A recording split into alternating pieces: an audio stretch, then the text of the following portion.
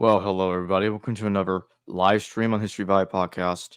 Today I'm joined by DjSeanski. Sometimes he's on the co-host, and today we're going to be discussing specifically about his departure from the ISUPK, the Universal, in which he left the the Israelite School of Universal Practical Knowledge. That's what ISUPK means.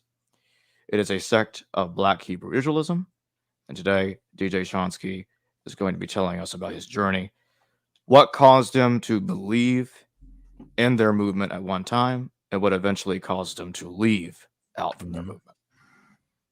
So, Sean, start? Could you start from the beginning? Can you start with what caused you to become convinced of their beliefs at one time?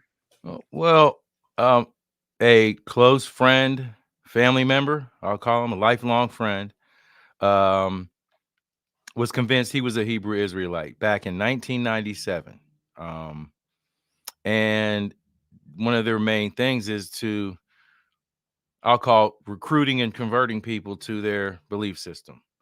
So I became familiar with the Black Hebrew Israelites mainly back in 1994. I moved from Pittsburgh, Pennsylvania to Philadelphia, Pennsylvania, and had a family member, RIP to Leroy Burnett. We were catching the subway to Center City, Philadelphia back in 1994 instead of driving. And I get off the subway at Market Street, right in front of City Hall, and bam, right in front of me are the Black Hebrew Israelites. They're on a podium. They have microphones. They have a bunch of signage around, people all around. They're dressed in purple. At the time, it was purple, like robes, I guess you would call it, with fringes hanging off the robes. And I was like, what in the world is this? At the time, I really paid it no, never mind. I just kind of kept on going about what I was doing. And my cousin was like, oh, yeah, those are the Israelites. Boom, boom, bap. And we just kept it moving that day. And it was, like I said, 3 years later, essentially, that one of my close friends, lifelong friends, um, I'm laughing at the chat. I just saw the chat. I'm going to keep going though. It was 1997 where, my close family member, friend, lifelong friend, converted and then kept telling me about it, talking about it, trying to convert me till I got to a point where they're using the scriptures. They're slicing and dicing the scriptures, first of all, to prove through the scriptures that indeed the blacks that came through the transatlantic slave trade to America are indeed um, one of the tribes of the lost sheep of the house of Israel. Okay, they equate slavery to biblical prophecy from the book of Deuteronomy, the 28th chapter, to be very specific, along with other scriptures to um, present their case that the Jews of the Bible and the Israelites of the Bible are indeed black people, and that we were not Gentiles as we would think growing up through Christianity. Through Christianity, as I was growing up, people that were following Christianity that were not of the bloodlines of Abraham, Isaac, and Jacob were considered to be Gentiles that were converted to Christianity. So I always was under the assumption that me being from West African descent, mainly, that I was a Gentile, but that they were trying to convince people that nope, indeed, the blacks in America are not the Gentiles of the Bible, that we are indeed the blood lineage Israelites. So anyway, he kept on and kept on and kept on and kept on and kept on. It may have taken months. And I went to a speaking in Philadelphia, and they were navigating through the New Testament. And I said, okay, because you have to go to their school. It's not really a church, it's a school to learn this. They don't have books about it, or they have some literature about it, flyers. But to learn it, you have to come to the school to learn it. And I'm like, okay, I'm going to come and you're going to show me and teach me that I'm not a Gentile. And, that's kind of where the journey began with that whole small segment of my life. A lot of people just may not on this channel may not be familiar with the Black Hebrew Israelites at all.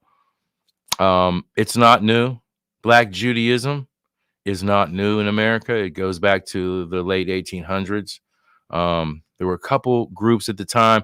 One that's more well known, at least in the inner city where I'm from. We call him Prophet Cherry. Prophet Cherry has a group, and if you kind of just look into the history of it, there have been movements from the late 1800s moving forward that would equate the condition of blacks in America and slavery to biblical prophecy to push the agenda, essentially, that the blacks in America are indeed the lost sheep of the house of Israel, Jews, etc. But this faction of Black Hebrew Israelite or Black Hebrew Israelism is very, very radical. Very, very radical. Boy, we can just talk about it. I could talk about it for hours and days on end, but it's very radical. So essentially, they are New Testament believers. They are Old Testament believers also. And at the end of the day, they have the Table of Nations from Genesis 10 broke down, and they know who all the races of the planet are. And when it's sliced up and diced up, everything is for Israel. The Gentiles are eventually going to become slaves under the Israelites, the natural born Hebrew Israelites in the kingdom of heaven. The Gentiles are going to be slaves under the 12 tribes of Israel and under Jesus Christ, essentially. That's how radical their belief system is. There's a lot of nuances scripturally that they use to parse it together to make that make sense, but it ends up being a doctrine of hatred, essentially. The white man in America would be our blood brother, Jacob and Esau. Jacob was black, and Esau was a white guy. So we're genetically tied together, and actually closer genetically, according to them, than Black Americans are to actual indigenous Africans. So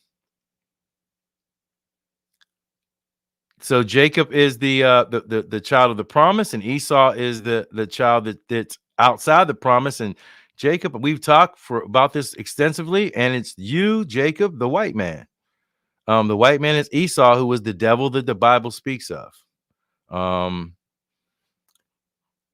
I said, there's a lot more that goes along with it and goes to it, but essentially, I was drawn in through a friend and put it to the test, essentially, because they also had a prophecy at the time that by the year 2000, Jesus Christ, who they call Yahushua in their Hebrew language or dialect, is going to come back by the year 2000, and it's all going to end. The 12 tribes of Israel will be put back on top of the food chain with human beings if you keep the law, statutes, and commandments of the Most High, and everyone else is going to be a slave under that and be subject to the 12 tribes of Israel, including, like we say, Jacob, when I have conversation with you, Jacob, the white man in America, the white man abroad is the devil, and Esau will be punished, and he will be put into servitude as we were put into servitude as black slaves coming from Africa, essentially. Just to kind of get the ball rolling. It wasn't a long journey, though. It wasn't a very long journey at all. It was only 2.5 years, I guess it was, till the year 2000, and that didn't happen. But there's a lot of nuances in between where I was acid testing their hypothesis. I could say, obviously, I never fully believed it because I left. Some people have a hard time leaving because they think if they leave and it's the truth, that somehow God is going to punish them for leaving, and then they'll end up being just kind of a bugged out person the rest of their lives. 7 spirits, they use scripture. 7 spirits will jump on you and XYZ and blah, blah, blah, but you'll never, ever be right because you had the truth and you left. You left the truth. It was, weird point in time in my life, I guess I would call it, when I look back now, but necessary, because it took me to the next level, essentially, in terms of academia, scholarship, and what I like to call being intellectually responsible and at least critically thinking, uh, and critically thinking your way through something to where you can absolutely show that this right here, um, whether you're looking at it spiritually, historically, academically, doesn't add up. Doesn't add up. Doesn't add up at all, one bit. Nonetheless, again, for the people that are listening to this show, they might not be really familiar with Black Hebrew Israelite movements. It's said to be the biggest religious movement right now going on in America. Again, but it's very radical, very extreme, extremely extreme, by the way. Extremely extreme. And it's still based on hatred.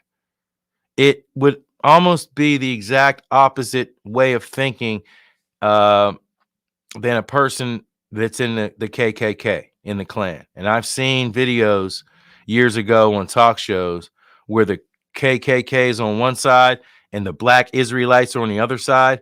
And boy, they go at it, but it really cancels each other out because it's still based on hatred and misuse and misunderstanding of biblical scripture, I would say, at least for the most part.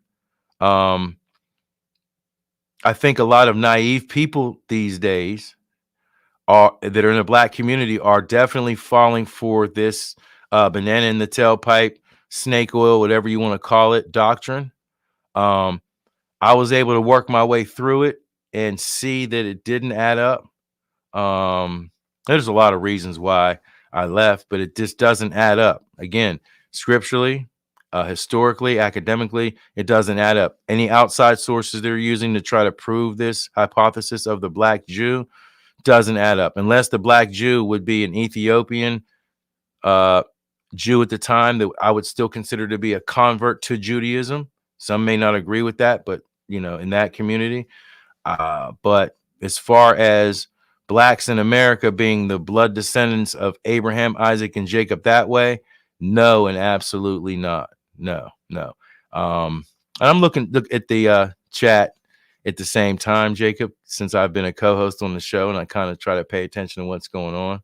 You can always pull them up too if you want. Yeah, and I didn't come with a PowerPoint or anything like that. It's just something that me and Jacob felt would be interesting to talk about, and that a lot of people that are on this show, a lot of great guests that come on, and Jacob's audience, just from what I've been on the show and what I see are just wonderful people, etc. May not know about this, just may not know about the whole movement and what it's doing now as far as damaging the minds of younger Black men and Black women in America. It's a shame, and it's actually a travesty. It's a shame, and it's a travesty.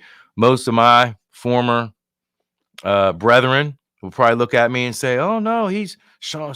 He's down with the white man. He's on the side of the white man." No, it's not that I'm on the side of the white man. I'm on the side of truth, actually. And this right here is nothing but another, cult religion, aside from just Protestantism that came to America from Europe, and some of the more radical offshoots of Protestantism. This is nothing more than just another radical offshoot of Protestantism. That it just is far from being true at all, whether you're a believer of the Bible or not, whether you're just looking at it historically. It's not true. It's oh boy, I could go on and on and on. And again, I just wanted to kind of give a brief, if I could, try to paint a picture of it just to start off. Sure. Just to start off. So what caused you to start questioning the movement?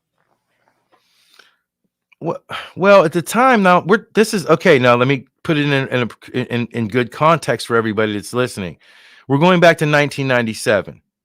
I moved to Philadelphia in 1994. In 1994, I was 25. Right now, I'm getting ready to be 55. Okay, so it's a different era we're in. And first of all, there at the time there could have been a possibility, and people have pondered the idea, hey, is Jesus really black? We've heard it with comedians. We've heard it before. Is there a possibility Jesus is really a black dude? Okay, we may entertain that idea, but they do more than entertaining the idea. I'm gonna slide down here. They do more than entertain the idea. They go all the way in with the idea. And I guess after a while, what I saw is the people that were leading and heading the organization. Okay. ISUPK's leaders at the time were High Priest is their title. High Priest Ariyah, High Priest Shar, High Priest Yeshaya, and High Priest Kazak. And now they're from New York City. Harlem, New York is where the headquarters of this church or organization are located. Well, since they had this prophecy of Jesus returning by the year 2000, by early to mid 1999, we started traveling from Philadelphia to New York for what they called councils. We're going to go to councils, and you were an officer within the organization. There were captains, etc. But there was ranking order, which is military, by the way. Nonetheless, we were called to come to these councils. And what really struck me, or actually offended me, let me say it that way, is it's in Harlem, New York. We're not too far from the famous Sylvia's restaurant, you know. So New York City buildings, the 4 stories, some of them 5 stories. So we go into the building. Now, this building was also the headquarters of Al Sharpton at the time. So they're really wide staircases, you know, really great design buildings, I would call them. You know what I'm saying? So we go in, you know, we're going up a stairwell, and oh, wow, there's Al Sharpton's offices here. And we're going up and up and up and up. And we get to the top, 3 or 4 stories up. And before you go in, there's this huge painting, and it's the Last Supper. And in this Last Supper painting are the 4 high priests or heads of this organization right in the Last Supper. Now, everybody's black in the Last Supper. Jesus is black, and the disciples are black. They are in the painting. And I'm looking up, and I'm like, what the? Really? Wow. That's very, very interesting and intriguing to me. That these guys, when they're pushing their doctrine, they then are the closest people on earth to God, because God is giving them the message to give to the masses and give to the people. God is working through them. So, in so much as they were in this painting, and I was immediately offended. You know what I'm saying? These are my people, ethnic, you know, background, black people. You know, we share the same common background of coming through the transatlantic slave trade, et cetera, so on. These are my people, man. And I'm like, I'm pretty offended by looking at that. I'm pretty offended.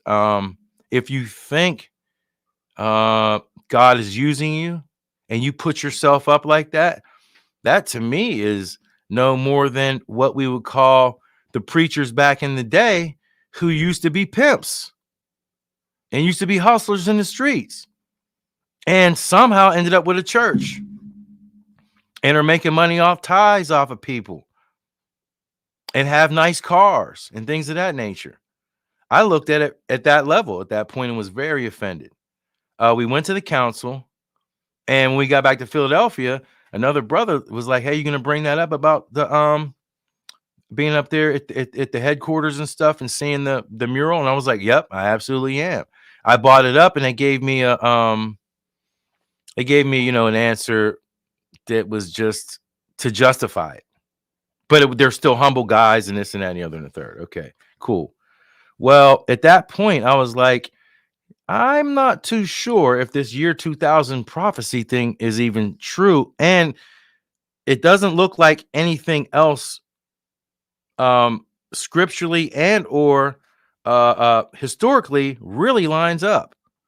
I don't think anybody that's in this organization that's following these men should bank on what they're telling you as far as the year 2000 prophecy. That's pretty serious stuff. So I essentially, at that point, became a voice of reason. And by me becoming a voice of reason, I was looked at as a heretic or somebody that wasn't a true believer, or I'm losing my faith. And I'm like, wait a minute, man. I don't think you should put all your eggs into their basket.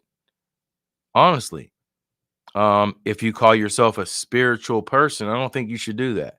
And that was the beginning of my next journey, but still, it was very interesting because their prophecy didn't come true. And January 2nd, then year 2000, chaos ensued. Chaos ensued. And it used to be called ICUPK at the time, the Israeli Church of Universal Practical Knowledge. And it became the Israelite School for Universal Practical Knowledge. I think back, it started in 1969. So I think the name was ISUPK first and it switched, etc. But nonetheless, chaos ensued. So then you had a split and a divide to where's the higher ranking generals, they call them, of the organization, it's fractured and split into several different Israelite groups, those of which are still in existence today. I'm out of it, and I'm the guy that's like, hey, wait a minute. I'm going to try to reason with you the same way I reasoned with myself at that point in time. But man, it's spreading like cancer, Jacob, through the Black community. To me, it is a cancer that I wish I could eradicate, but I don't think I can eradicate it because people are going to believe what they want to believe and what makes them feel good, I guess. But this right here is pretty dangerous. Again, because it is based on hatred. If anybody would Google or watch one of these videos when they're on street corners throughout America, you would see, yeah, it's pretty racist, violent talk, tough talk, but it's all based on God bringing Israel back and putting Israel back on top. But it's not the Jew today. It is not the people living in Israel and Palestine today. It is the Native American, the West Indian, and the Latino Hispanic that are over here in the Western Hemisphere are indeed the true 12 tribes of Israel, according to them. And they are the ones that will be redeemed, et cetera, so on. But yeah, it just was the arrogance. And people that are that religious, I hate to say it, and really believe and follow behind a person or people, they won't see the banana in the tailpipe, so to speak. Or they'll see it and say, oh, you know what? I think I can figure it all out. Then I know where the truth is or isn't. And it's like, wait, none of this is true. If this falls apart, then it's not true. None of it is. You can't come back from that. So then piece by piece, I can show a person where none of it is true. None of it historically is accurate, etc. No, it's not. So, again, we call it in slang terms, dipping the Bible in chocolate, essentially. You're going to dip it in chocolate. Now you have the black man's Bible that's the opposite of what the Bible actually is. And I'm not saying it's a white man's book and people say it's a white man's book. They're dipping it in chocolate and making it their own. Okay. And none of it's true. But it's, to me, a very dangerous movement if you're not astute, we'll say, and aren't afraid to challenge yourself. If you're afraid to challenge yourself and you're like super religious anyway, or you want to call it that way, you might be sucked in forever and it may affect you forever. But for me, no, I got out of it. It took some time, but it wasn't that serious. I mean, I can talk about how I did it, but that's, man, I mean, it's just a process. It's a process. And then it's not just for this Black Judaism belief. It's a process for everything. Then you're putting everything into question and kind of reevaluating all of history and science and all the different disciplines, at least the way I did it, essentially. But yeah, just a very radical Judaic/Christian movement. It's the best way to put it. Very, very radical. And again, the white man is the devil, kind of like the Nation of Islam. The white man is the devil. And though he is the devil, God is controlling that. He put the white man in his place to do this. So unbeknownst to the white man, just like Pharaoh in the Bible, when his heart was hardened, the white man's doing this and doesn't even have any idea that he's doing it. But then the Jew of today would have had to stolen the identity of the original Israelite tribes in the original Jews. So the Jew of today would have had to stolen that identity, and you know,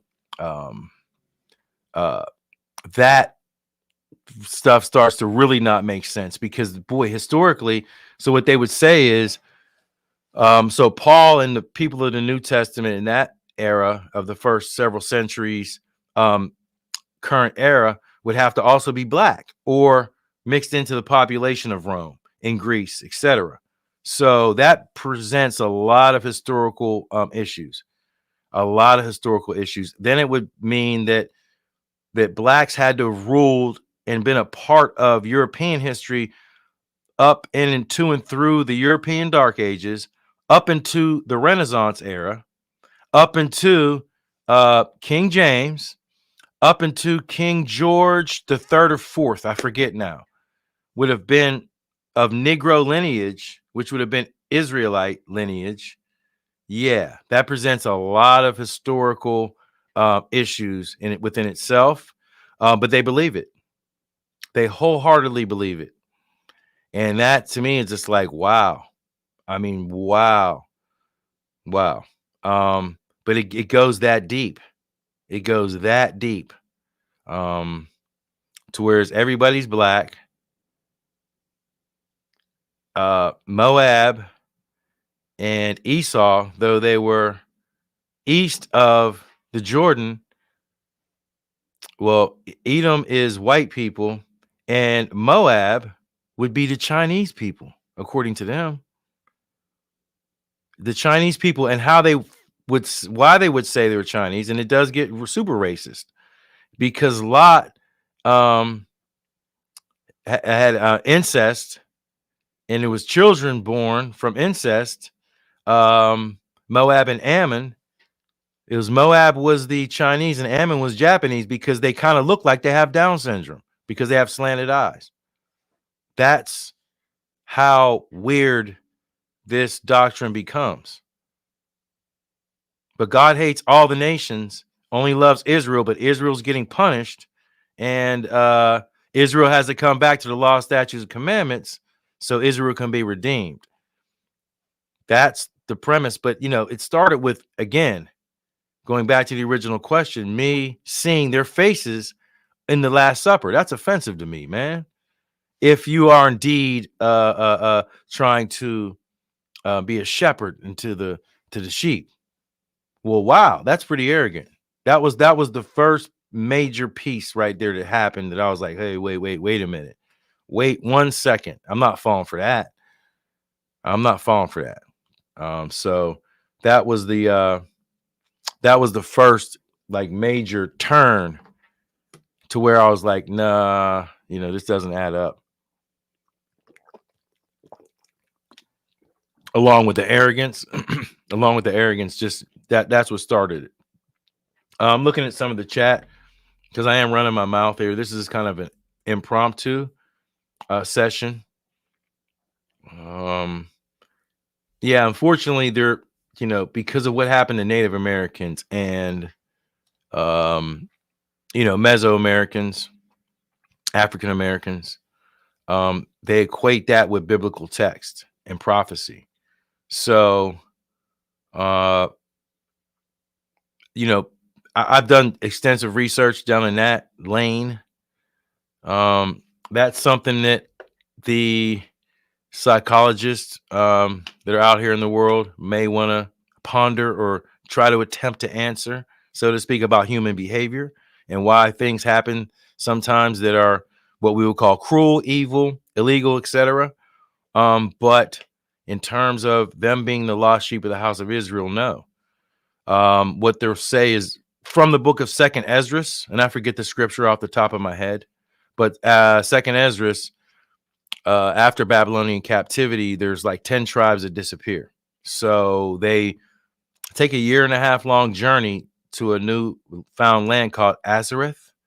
So what they'll say is the 10 tribes of Israel that were not the Negro tribes essentially got on boats from Babylon after leaving Babylon and then went down all the way, or picture it in your head, down south around Africa through south, around the bottom of Africa, past South Africa, and up and around, up to going north towards the Americas and South America. And that's how they got over here.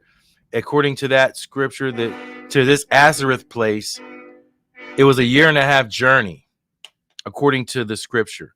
And the Lord calmed the waters to make the waters still for them to make this journey. So they say, oh, that was from the Indian Ocean through the Atlantic Ocean to the Americas. And that's how Native Americans, Mesoamericans, etc., got over here. And it wasn't until slavery that African Americans, Jamaicans, and Haitians came on slave ships from West Africa to the Americas that were reunited with the 12 tribes. And they had to go from Jerusalem, though, in 70 AD and leave Jerusalem before the Roman Jewish war in Jerusalem under Titus and Vespasian, and would have to leave and migrate into West Africa, where they were chilling pretty much for 1,500 years, we'll just say, roughly, give or take. You guys know where I'm going with this, that they left. Some of them left and ended up in West Africa, but were reunited through the transatlantic slave trade through prophecy. And that's how the other 3 tribes were united with, we'll say, the 9 tribes here in America. That's very far-fetched, extremely far-fetched for something like that to happen, because you have to start then asking yourself a whole bunch of questions, which most people don't. I ask, well, man, a 1.5 year journey on a boat, what kind of food did you have? You had to have food. If something took a 1.5 years on a boat, on ships, unless you walked, how would you still eat? I mean, I've heard it all, like the parting of the Red Sea. So you took a 1.5 year journey through the calm waters, okay? And what'd you eat, and how would you feed these people, and et cetera, so on. Somebody's saying that I believe Mormons use this also. Yeah, yeah. I'm gonna bring it up. Exy Music, British Israelites also piggyback on the Lost Tribes theory to prove the white lineage back to Israel is a popular trick. Yes. And you also said that you believe Mormons use this also. I think so. You're right. It's the same then as the British Israelite movement, except it's the Black Israelite movement. It really is the same thing. So I'm going to take a sip here of water, and they use flyers. I don't know if Jacob's still there.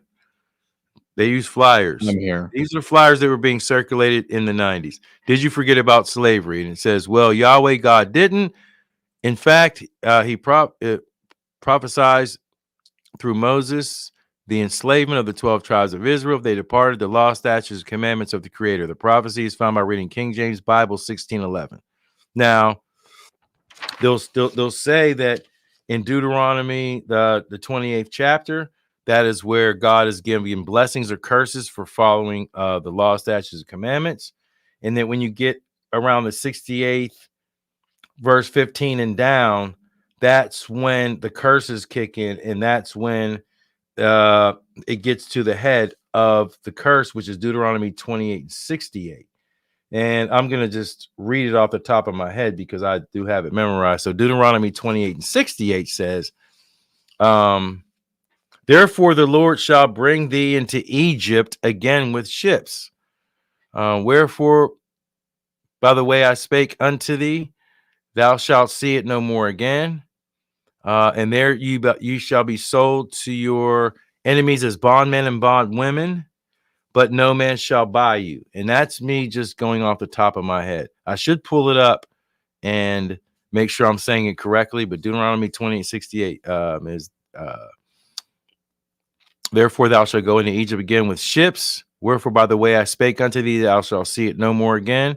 There you shall be sold for bondmen and bondwomen, but no man shall buy you. So what they do there is they say, Egypt, though it is Mizraim, and we know it's Mizraim in the Hebrew, they will say that Egypt doesn't mean Egypt there. It means bondage. There's a metaphor behind it. So you're going to change a verb or a noun into an adjective. You're going to modify That usually modifies a noun. Um, but they're saying that that word Egypt means bondage or slavery. It's a metaphor. So therefore, thou shalt go into slavery again with ships, and it does say the word ships. Wherefore, by the way I spake unto thee, thou shalt see it no more again. That was Israel, Mount Sinai at the time. There you shall be sold, the place of bondage, which is Egypt, for bondmen and bondwomen, sold to your enemies for bondmen and bondwomen, and no man should buy you. They said the word buy was Quaker English or King's English that meant redeem or save. So all they do is take that one scripture and they flip the scripture to make it mean what they want it to mean. And they start building their hypothesis of the Black Jew from that.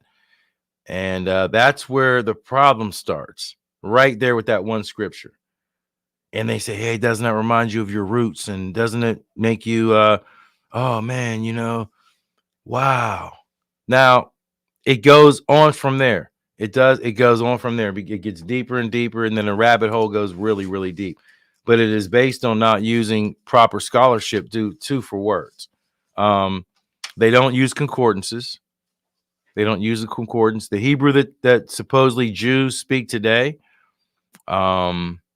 is not real Hebrew language. It is actually Yiddish. They call it Yiddish. But the actual ancient Hebrew, which would be Phoenician characters or letters, if you want to call them that, or script, is what they're saying ancient Hebrew is. And it's only pronounced with it's not vowel pose, so it only makes the ah sound, and sometimes the I sound. Sometimes it's ah or I. Well, that also too becomes problematic. There's a book here called the Hebrew Booklet. This is what they would use. Lashawan Kodash means holy tongue, and you see that they are essentially Phoenician characters. But the book is not a concordance. They put the words in. They put words in it, and they put the ancient Hebrew next to it, what they call ancient Hebrew, and their pronunciation of it. Nonetheless, they use a chart to where they could actually look at the modern Hebrew and read it in the dialect that they want to read it in. But without using any concordances, any of the actual Hebrew language, it's pretty much, just making it up as they go along. Though these books are older, and we're going back to the 90s, you'd have to go, and I had to go to research in bookstores and libraries, essentially, about the Hebrew language and kind of pick up the basics. Eventually, my cousin bought me a really nice old concordance. Now we know we can go online and look this stuff up, but it doesn't add up. It's based on very, very poor scholarship, ignorance, and emotion. Whereas they, again, they want to convince people of something. They want to pull on the emotional heartstrings of the people. Slavery is something that can pull on the emotional heartstrings of people. I grew up in a different era, essentially. The movie Roots came out in the 70s, which was a great miniseries movie. And it pulled on our heartstrings a little bit. It was really, really good cinema. It didn't affect the way most of us, function in everyday life, but it can pull on the heartstrings of you a little bit. But again, it's still cinema. So the younger generation may be a little different, but our generation, they try to pull on your heartstrings with the slavery stuff, and it's in the Bible and the prophecies are there and this and that. Yeah, it all adds up. Again, to the unsuspecting, you might go, oh, wow, yeah, I'm an Israelite. Yeah. But then quickly, if you're astute, and you can see it and you can start doing some research, you'll see, no, this isn't it at all. I warn people in these groups. We call them the back chat groups, which are basically Facebook Messenger groups. They call it the back chat. I don't know why, but that's what it's called. I will tell people all the time that I would side with an apologist, or I would say the best place for a person would be Christianity still. Don't cross over to that side. That side over there, you don't want to even go there. You don't want to go there because it's wow. It's again, it's based on very poor scholarship, and hatred at the same time. And at the same time, and it doesn't lead people anywhere. It doesn't help give you a prosperous life. And I know people are spiritual and they'll say, oh, it doesn't matter. It doesn't do anything for the Black community, essentially. It doesn't do anything for the community except further divide us and, further keep our minds into non-academic works and using academia to help solve some issues along with our own critical thinking skills and our own ability to use our intellect. It dumbs our community down. I'm going to say it the way I say it. It dumbs our community down. And it's a shame to me because I know Christians growing up in a Christian church my whole life that are pastors and school teachers and professors and things of that nature. And do that on Sunday and go to work Monday through Saturday, and they're not proselytizing and they're not Christian radicals. No, they live normal everyday lives. And that is more beneficial to me, to the Black community, than standing on a street corner harassing people, trying to convert people to a belief to make you believe that you are a bloodline Israelite, a bloodline Jew, to start hating people, especially the white race, who is then most guilty of all these crimes against humanity and deserves punishment and death and destruction, et cetera, et cetera, et cetera. So it doesn't do anything to build the community at all. Doesn't do anything to build the Black community. It's actually hurting the Black community and is a cancer. Yeah, I'm looking at some more of the stuff here. Yeah, it gets really off because, yeah, it says concordance knowledge and languages don't teach syntax, morphology, conjugation, or verbs, adjectives, etc., etc. It's still basic. The concordance is basic. It's basic, and I've learned the basics from just using a concordance and just reading online a little bit about the Hebrew language. I'm not a language expert. I'm not a linguist. I'm not a philologist or any of that. But the basics is all you need to see that this here, that this isn't true. This isn't true at all. And this isn't true. The flyers about slavery, and there are more. It was all propaganda. Who are the Black people in America according to the Bible? They even have a picture of King James, and they use more. And these are old facsimiles, of course. Black and white imaging, and because maybe his nose in a couple pictures looks slightly broad. Well, he kind of looks like David Dinkins, the former mayor of New York. Like, whoa, whoa. If that's a black and white facsimile, as a lot of books from that period are based on. They're no photos. So they use photos and pictures and books like Babylon and Timbuktu by Rudolph Windsor to try to prove the blacks in America are the Jews. That book is not sourced very well and is swaying in their favor. They try to use Arthur Koestler, the 13th tribe, to argue that the Jews of northwestern Europe, if they aren't blood connected to the original Jews or Israelites from that region of Mesopotamia in through Palestine and the land of Canaan, etc., then the Jews are black. Because you have to know what the book Arthur Koestler's The 13th Tribe even argues. But it doesn't make a bit of sense. If Koestler was writing a controversial book about the lineage of the Jews, doesn't mean that black people are the Jews. They would even use the Zondervan Bible Dictionary, because now I'm Shemitic. I'm not Hamitic at all. I'm a Hamite. it gives a definition of the word Ham. And if I remember it correctly, again, off the top of my head, Ham, the youngest son of Noah, probably born, I think it was 86 years before the flood, and one of 8 people to survive the flood. He was the progenitor of the dark races, not the Negroes. But then it says the Egyptians. It does say Ethiopians. I think it did say Libyans. But when it says not the Negroes, ISUPK grabs that and says, look, man, we told you we're Shemites, man. We're from the tribe of Shem. By it saying that Ham is not the progenitor of the Negroes means that's what it is. He's the progenitor of these people right here. Those people that were listed being Ethiopian, Egyptians aren't Negroes. So they would take definitions and flip them just to fit their, agenda. And it's like, wow, very interesting. But then most younger people that aren't very astute will go right along with it. Even the Zondervan Bible Dictionary proves that blacks in America are indeed we're Shemitic, we're not Hamitic. Instead of West Africans not being a descendant of Ham. They're descending from Ham.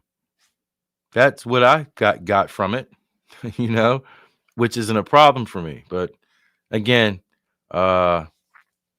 it becomes very convoluted, but nonetheless, I got out, man. I could see and especially with the history, European history, we would have to be 4 tetrarchs, Diocletian and the whole ball of wax, Septimius Severus. We'd have to be Severians. The thing just gets really convoluted. Constantine would have had to have been a black guy too. Paul would have had to have been a black dude, like biracial or something.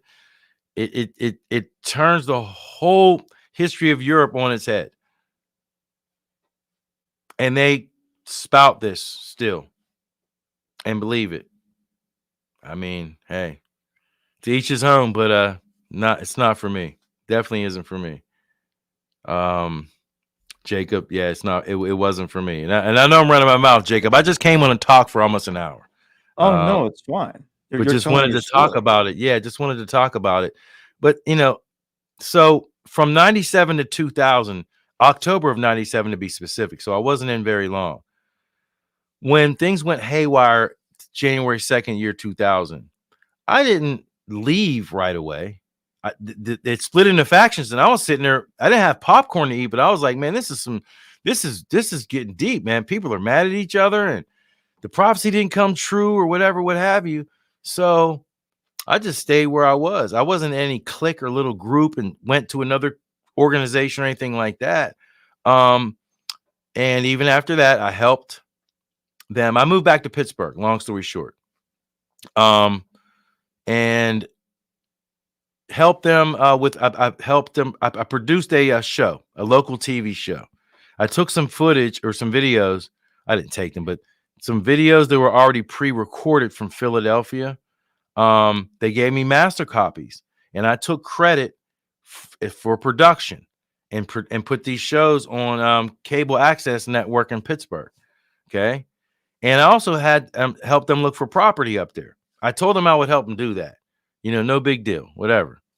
I wasn't like mad at them, but still, okay, I'll help you put your shows out. The shows I do have, still have the master copies. They're not as rough. They're not as rough. There's a little more substance to them. So it wasn't anything that when I did produce the shows that would put me out there and ruin my reputation as a DJ and what I call as a communicator. I worked with a lot of people with magazines in Pittsburgh, television, radio, but it didn't do anything to tarnish my reputation at all. Just helping them out, put out a show. But then in April or May of 2002, they wanted to do a speaking. So they got the permits from City Hall and whatever. And they said, you want to meet us up there and we're going to do a speaking, but we're not the same as it was back in Philly. We've changed and blah, blah, blah. And I said, okay, sure. So I go to the speaking. Now, people that are from Pittsburgh, it's at Penn Avenue and Highland Avenue. Okay. Mind you, one of my best friends, a great friend, has a record store on a corner, like right there. He happens to be Jewish. He knows all about this stuff. I was never judged from my white friends for doing this. Okay. And we're in front of a store called David Shoes. David Shoes is owned by Jewish people, man. So I'm like, okay. And it started off okay, but then it quickly deteriorated and went totally out of control. The white man is the devil and blah, blah, blah, blah, blah. It went out of control quick. People were like, what's going on? David comes out from David's Shoes. Okay. At that point, though, actually, I'm embarrassed. He didn't recognize me. I've been shopping there from the time I was young. And I kindly walked away. I just walked away, man. I was in their camp. I walked away, went to the record store, took off my garment. My friend Jim, who owned the record store, who is Jewish, is in there. And that was it. No, we talked about it. There was a student from Carnegie Mellon University in the record store at the time. We started talking about the Hyksos. We started talking about, academic things. And, it wasn't, even they weren't like, oh my goodness, man, he just got out of one of those Israelite camps, man. He's crazy or something. No, my friends didn't judge me. It was, because they've known me forever and probably figured, what is he doing with these Israelites, man? Just an unbelievable story. But then I parted ways that day. I have some facsimiles I just found, some correspondence at that point in time, because I rescinded my rank and backed away for good. But those 2 years from 2000, say, to May of 2000 or April 2002, I wasn't really active anyway. I wasn't active with it or anything like that. I was done. You know what I'm saying? I was done with the whole thing. And on a different journey and part of my life at that point. I had a young son, and my daughter was very young at the time too. And I had another child not too long after that. So I was just doing what I was normally doing in life and working, and, had the career going on, and just continued doing what I was doing. I was never a super religious person anyway. To whereas I'm like, God is everything and my whole life revolves around this. No, I'm doing what I have to do, et cetera, so on. And that's just kind of the way it went from that point on. But then I started another journey, but still I denounced the whole thing at that point. But little did I know, this wasn't ISUPK. So ISUPK branched off into several branches, and that branch, it was the Israelite Church of God in Jesus Christ, and I didn't even know it. There was a general at the school, they called, his name was General Shaquat. He was in charge, and I thought it was just the Pittsburgh division of ISUPK, but it wasn't at all. It was a whole different faction of Israelitism, and it was like, wow. But none of those guys are my authority spiritually, intellectually, academically. No. And, I've talked to them guys over the years. A guy named Elder Rakah from GOCC. He hasn't talked to me. He was my camp leader. He's pretty prominent in the Black Hebrew Israelite movement. Though he gets beat up and got beat up a couple times by James White. And he had a show with Michael Heiser, which was ridiculous because he was going to teach Heiser about language and stuff and what the language of the Bible meant. Anyway, these guys won't talk to me, man. To them, I'm the Antichrist right now. I am the Antichrist. But no, I'm not the Antichrist. I just got away from the nuts, man.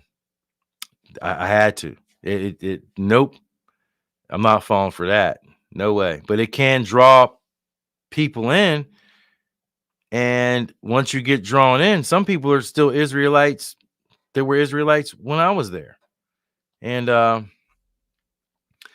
it's like you're stuck somewhere. It's like then you're stuck somewhere. Then you're stuck intellectually, spiritually, academically, you're stuck.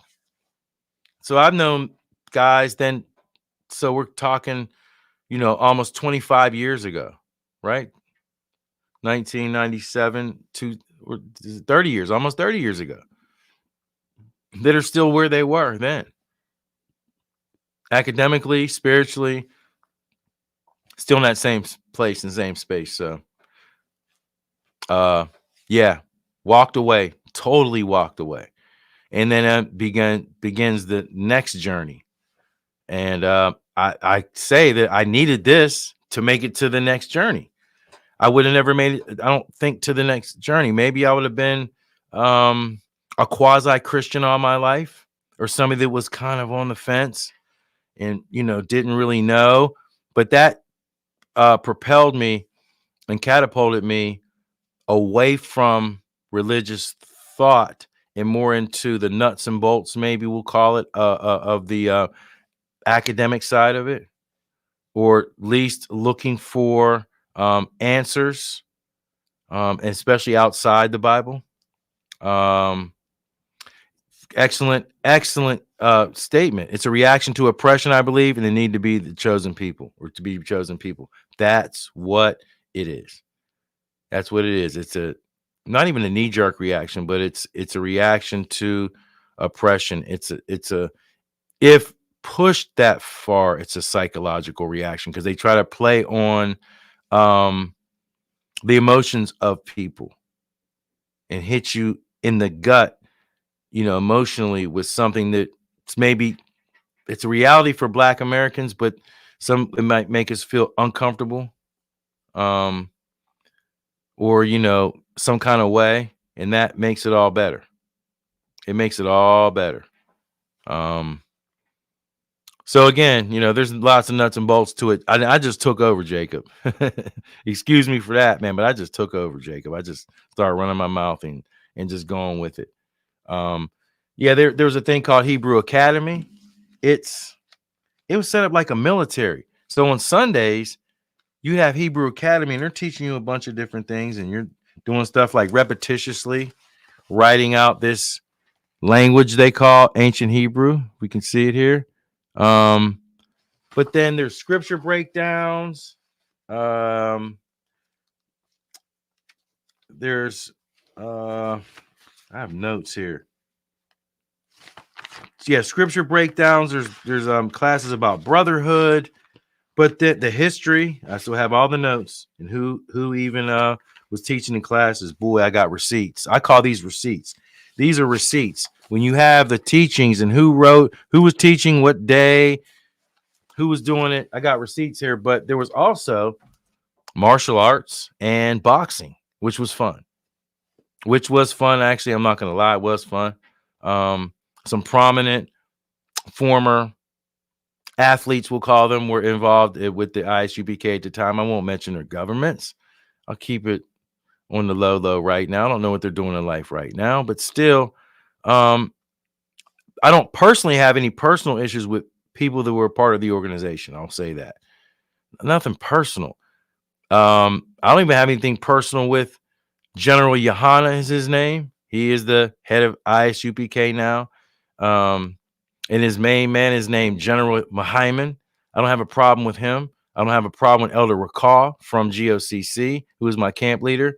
The late Tazadakwa from Israelite Church of God in Jesus Christ. I don't have a problem with him. I don't even have a problem with Yeshaya Shar Chazak and Ariyah, the heads. I don't have a problem with anybody in terms of having beef or whatever. The problem is their scholarship. And I'm not a Christian, so I'm not battling with who's right according to the Bible. No, your scholarship is off. It is off.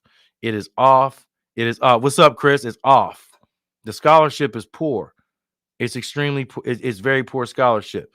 If any of them guys want to get at me, because they would also scare you into, or try to scare you. Let me not say scare you, because I'm gonna be scaring me. Scare people into that if they leave this truth. If you leave this truth, that you'll be a bugged out person. Like I said, 7 spirits will come upon you, and you're gonna end up being pretty much in a psych ward, essentially. I'm not in a psych ward. I went on to have more children, grandchildren, career. I've had a lot of fun with music, etc. None of those things happened to me. I grew academically. Spiritually, I would call it, because I don't look at it that way anymore. Spirit is attitude. If you want to look at this pure definitions, I don't look at and or believe in biblical spirit realms, or heaven as a physical place after you die that's physical somewhere. No, I don't. So I'm not in that argument anymore. I'm just not in that argument. Yeah, I just gave a shout out to my man right here, Chris Harris. I'm not in that argument. But if those guys want to get at me, then get at me. They haven't got at me, Jacob, yet over the years. Get at me. Let's talk. Only difference between me now and then is I don't have any hair. That's the only difference, man. So either way. So when you left the ISUPK, how did they? What was their initial reaction to your departure? What did they say to you? Some of the guys were disappointed, and that I was making a mistake.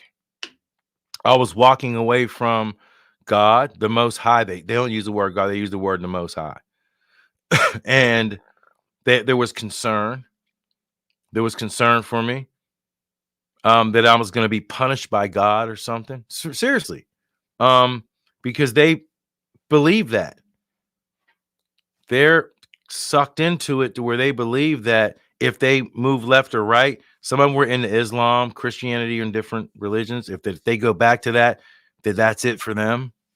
Like I said, and then years later, another friend of mine who's a DJ, his name is Super C. That's his DJ name in Pittsburgh.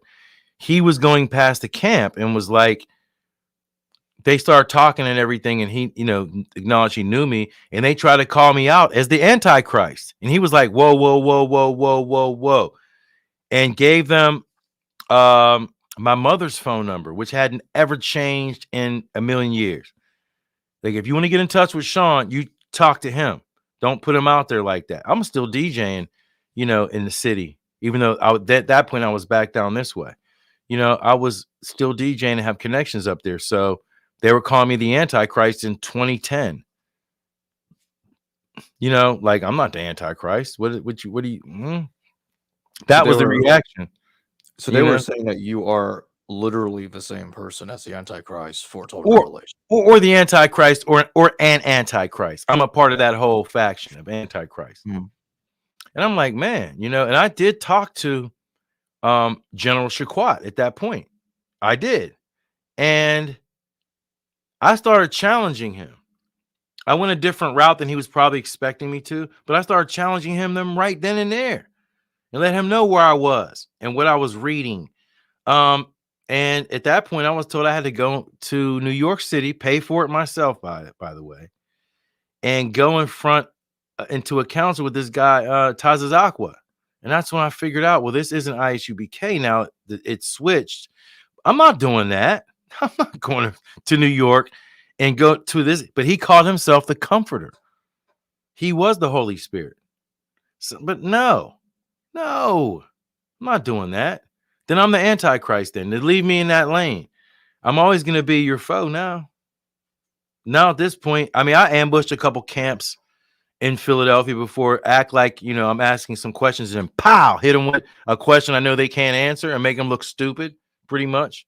I've ambushed camps in Philadelphia 2013, 14, maybe, but they're young guys. They don't want this work, man. They're not ready for it. They're where I was when I was in my 20s. But again,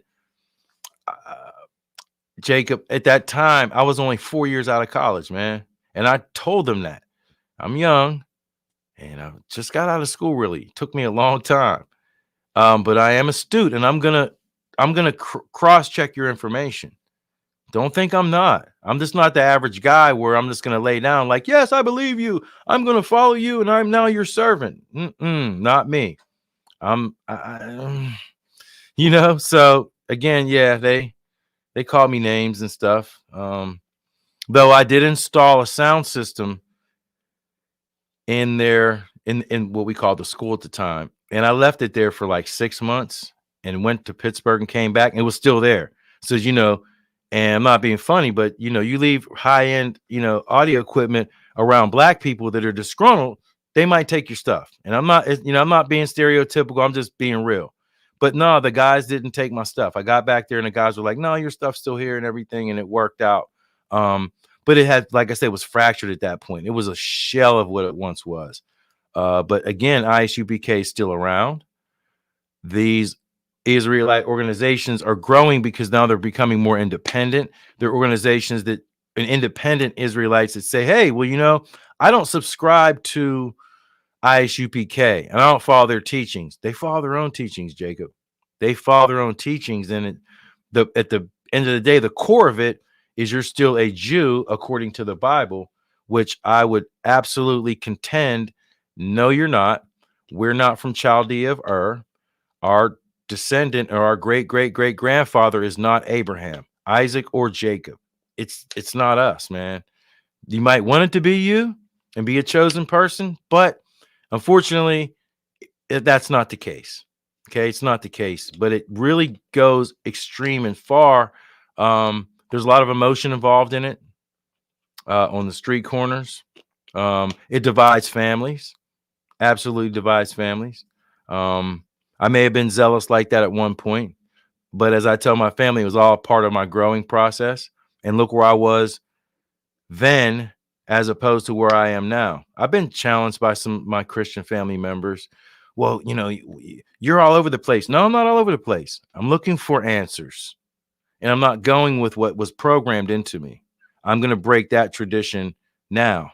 And I did for my children and grandchildren. I'm no longer associated with organized religious belief that are from the Abrahamic faiths. I'm not. And that's where I ended up, believe it or not. Either way. So what would your, in my closing question to you, what would your advice be to those that are finding themselves in a similar situation to what you were facing when you were leaving? Like they're stuck in the middle, they're uncertain about things, and they may leave out from Black Hebrew Israelism. What would your advice be to those people? My thing is this, though, Jacob. The advice, don't be afraid. I'm not afraid of anything. And I wasn't afraid to say to myself, whether I'm using the word Yahweh, or they would say Yahweh, or even if you say Allah, I don't know what I'm saying. I don't know what this means. I don't know. God, this is the true God. I don't know that. There's a lot of other cultures that had deities, but they're idol worshipers. I don't know that. I had to tell myself I don't know and not be afraid to say, well, I don't know everything, but I'm not afraid to not follow this. I have to believe in myself and my own internal authority that I'm going to be okay. There's nothing to be afraid of. The boogeyman's not going to pop out. I'm not being funny, but the boogeyman's not going to pop out and get me because I am questioning faith-based religions, period. I will tell them, any day of the week, you're better off staying a Christian than you are crossing over, because you may not come out. You may not be like me and say, hey, you know what? I'm going to question this. But the thing is not have any fear and to believe in your own internal authority. But that comes with a great price. Using your own internal authority means, and I'm going to say it live on Jacob's show, that if you believe that there is a God or a higher power, that higher power or God cannot violate and infringe on your own intellect. Hear what I just said? That a higher power or deity or God cannot infringe on your intellect. That's your intellect. That's violating your intellect, man. Can I do that to another human being? Can I violate their intellect? I maybe can say some untrue things to them, but can I just violate their intellect? No, I can't just do that. How? So there's no other higher power or deity that can do that. And there's nothing to be afraid of. They can't violate your own intellect and your ability to make decisions. and to use critical thinking. And to use critical thinking. So then if the Holy Spirit or comfort is inside us, I'm not afraid to say, well, comforter or whatever you want to call it, lead me in the right direction. No, I'm leading myself in the right direction. There's no external agency that's leading me anywhere. I'm doing that. That's one of my friends said, debunk yourself. Try to debunk yourself in anything that you research or study. Debunk yourself. See if you can debunk yourself. Some people are afraid to debunk their own selves. And that quote came from a guy named Mudawa, we call him. Debunk yourself. Challenge yourself. Challenge the way you've been thinking. That's what I say to the Black Hebrew Israelites. Challenge yourself. But I don't know if they know how to, Jacob. I was taught very well. Boy, I was taught very well at the Indiana University of Pennsylvania. I was taught very well. I was instructed very well. Some of my family members, we've talked that that's what you should get out of college rather than, the discipline in the field you're going to go into, and having that being able to prove that you can be trained in that discipline. You should come out with critical thinking skills. You should, at the end of the day. And not all of our people, in our community are going to have the critical thinking skills, but just don't be afraid to challenge yourself. Don't be afraid to challenge yourself. Don't be afraid to say, I was wrong. Don't be afraid to say that. I was wrong. Guess what? Hey, I was wrong, guys. Yep, I was wrong. I didn't get that right. Yeah, I was wrong. Just say I was wrong. Jacob, really, say you were wrong. Don't be afraid to admit it. Nothing's gonna get you for denouncing or saying, hey, I don't know if this is right. Maybe I'm gonna denounce this. Don't be afraid is the main thing that I would say to them. Don't be afraid.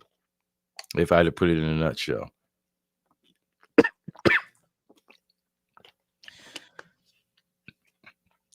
Well, thank you for joining me tonight, Sean.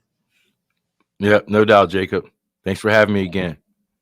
Appreciate it, man. And I want to thank everybody else that watched the stream tonight. Don't forget to hit the like button and subscribe if you haven't subscribed to the channel. Thank you. Thanks a lot. Appreciate it. Hello viewers, thanks for watching this video from the History Valley YouTube channel.